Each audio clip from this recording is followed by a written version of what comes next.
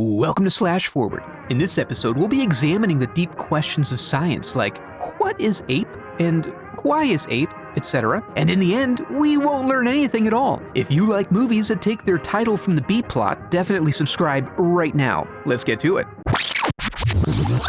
We open on a montage demonstrating our nation's dark love affair with the circus, which fades into some boys pondering the freaks that may or may not be on display before going on an old-fashioned vandalism spree of the neighborhood. Dr. Adrian catches one by the ear and ponders surgically transplanting his butt cheeks to his forehead, but he's got appointments to catch up on with dogs. Elsewhere, the townsfolk gather to bemoan how much they just straight up hate Dr. Adrian, but when he barges in, they all clam up like a bunch of Barneys. Then he makes a house call to his favorite patient, Frances, who he likes because she can't run and because she reminds him of his dead daughter. He even gives her clearance to go to the circus with Danny, and soon they're off to join the rest of the town in the fanfare and frivolity, while the doctor has his own fun fixing dogs that he broke and whatnot. As things wind down, we see the usher abusing Naboo. Revenge for the gentle giant violently killing his father as retribution for abusing him. With the outcome now foreshadowed, we delight as Naboo comes out on top, starting a fire and dipping out, power slamming his way into the woods amidst the confusion. The sheriff implements the immediate formation of a posse to help with the circus and search for the missing primate. The carnage spills into the doctor's office, and as the man stares wide-eyed into the face of death, the doctor is struck by an idea and siphons off a bit of his spinal fluid for later use. He takes his new serum to Frances and prepares her for a painful experimental treatment. Soon, she does feel her heavy, dumb legs, which is a positive sign. But in his excitement, the doctor drops the vial. Fate soon collide as the ape sees the usher's jacket and gets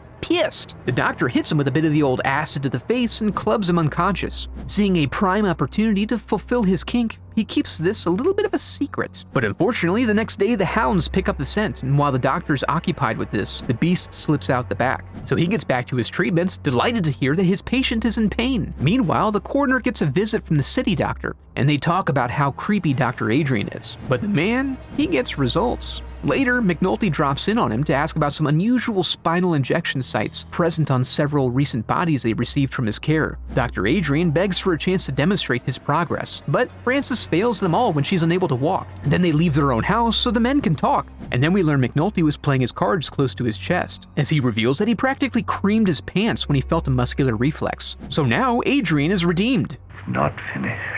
Oh, okay, no problem. And oh, hey, look, an ape. Remember? The boys take a pot shot at his titty before soiling their Buster Browns and running off to gloat about accomplishing what the rest of these betas have only been able to dream of the last few days. We see the doctor hard at work figuring how to finish this thing with Frances, while the sheriff arrives and fans out his crew, hoping to catch the ape slipping and returning to his favorite spot. Sure enough, the injured ape lumbers into the doctor's yard while Frances screams about it. The men arrive and kill the ape, and the sheriff goes in deep to administer CPR, discovering the ape to be the doctor. What?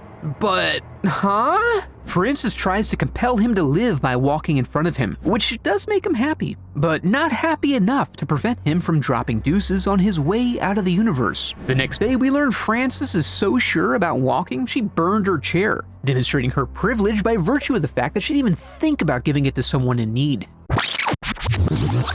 Well, I sure would like to learn more about what the hell happened here today, but we just don't have time. We carry on tomorrow. If you enjoyed the video, I'd love for you to become a part of the channel by subscribing. Thanks for watching.